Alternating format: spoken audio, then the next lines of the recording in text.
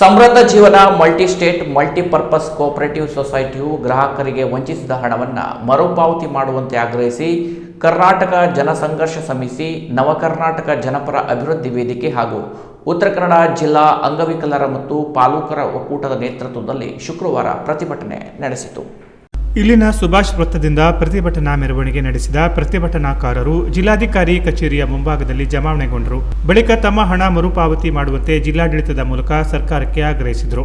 ಹಾಗೂ ಸಮೃದ್ಧ ಜೀವನ ಆಗೋ ಪ್ರಾಪರ್ಟಿ ಕಂಪನಿ ಲಿಮಿಟೆಡ್ ಸಂಸ್ಥೆಗಳ ವಂಚನೆ ಪ್ರಕರಣಕ್ಕೆ ಸಂಬಂಧಿಸಿದಂತೆ ರಾಜ್ಯದ 14.73 ಲಕ್ಷ ಠೇವಣಿದಾರರು 1,600 ಕೋಟಿ ಹಣವನ್ನು ಕಳೆದುಕೊಂಡಿದ್ದಾರೆ. ರಾಜ್ಯದಲ್ಲಿ ಸಂಸ್ಥೆಯ 54 ಶಾಖೆಗಳು ಕಾರ್ಯನಿರ್ವಹಿಸುತ್ತಿದ್ದವು. ಆದರೆ 2015ರ ಡಿಸೆಂಬರ್ನಲ್ಲಿ ಸಂಸ್ಥೆಗಳು ಬಂದ್ ಆಗಿದ್ದು RD, FD, SBI, pigmy bank ಸೇರಿದಂತೆ ವಿವಿಧ ಉಳಿತಾಯ ಯೋಜನೆಗಳಲ್ಲಿ ಹಣ ಹೂಡಿದ್ದ 14,73,741 ಸದಸ್ಯರಿಗೆ ಇದುವರೆಗೂ ಮರುಪಾವತಿ ದೊರೆತಿಲ್ಲ ಎಂದು ದೂರಿದರು. ಕಂಪನಿಯ ಸಂಸ್ಥಾಪಕ ಹಾಗೂ ಆಡಳಿತ ಮಂಡಳಿಯ ಸದಸ್ಯರಾದ ಮಹೇಶ್ ಕಿಶಾನ್ ಮೋತವಾರ್, ವೈಶಾಲಿ ಮೋತವಾರ್, ಪ್ರಸಾದ್ ಪಾರಸ್ವಾರ್, ಲೀನಾ ಮೋತವಾರ್ ಸೇರಿದಂತೆ ಸಂಬಂಧಿಸಿದವರ ವಿರುದ್ಧ ಕರ್ನಾಟಕ ಪೌರ ಠೇವಣಿದಾರರ ಹಿತ ಸಂರಕ್ಷಣಾ ಕಾಯ್ದೆ ಅಡಿಯಲ್ಲಿ ಕಠಿಣ ಕ್ರಮ ಕೈಗೊಳ್ಳಬೇಕು.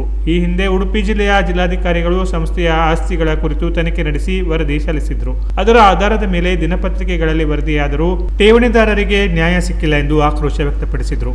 ಬಳಿಕ ಜಿಲ್ಲಾಡಳಿತದ ಮೂಲಕ ಸರ್ಕಾರಕ್ಕೆ ಮನವಿ ಸಲ್ಲಿಸಿದರು.